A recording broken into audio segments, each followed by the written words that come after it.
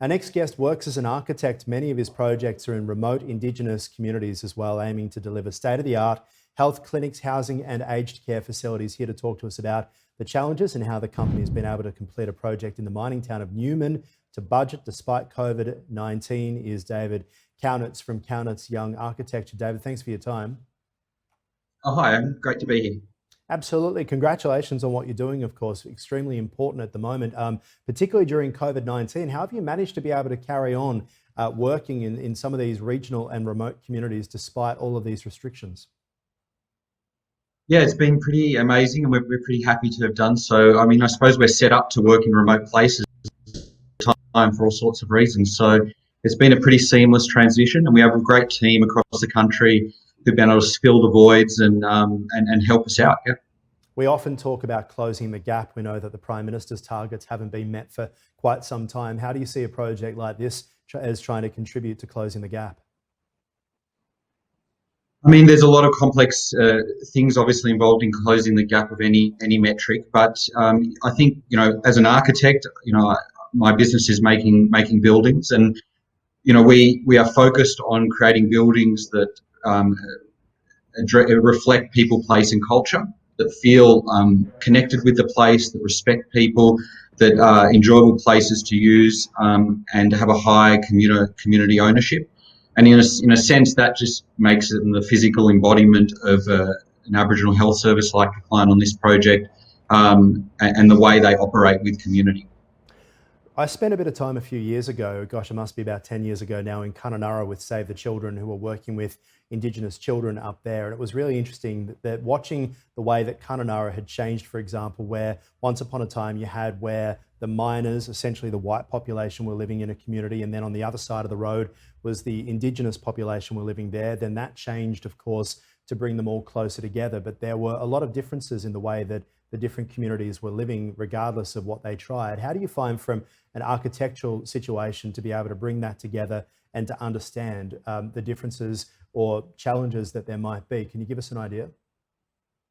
That's a great question. I suppose at the heart of what we're doing is trying to bring best practice architecture into Aboriginal communities where for so long it's not been the case, and just make great buildings irrespective of who they're for.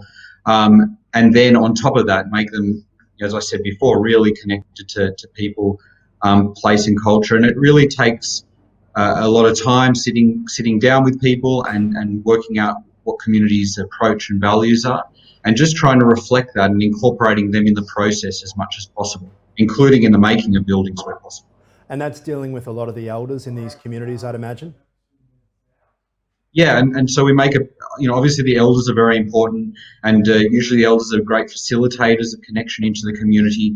But we try very hard and have all sorts of processes to involve all parts of the community. I mean, we even regularly do this exercise with local schools, where we go into the local school and explain what an architect does. Many of them wouldn't have met an architect or know what an architect is, and we do different exercises like design your ideal clinic or ideal building, and really get them involved in the process. And then that allows them to sort of follow the project and hopefully get them on site, or at least to the edge of the site during the process, and use it as a bit of an education tool for them.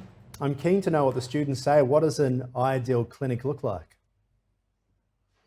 There's a lot of varied approaches. A lot of it is sort of what you would expect a child to draw a house or a building like, but there are some examples of some really great intuitive ideas about how a building would fit into place and landscapes, and really crazy roofs or different colours, and they definitely spawn an idea on many of our buildings and how to create that better connection.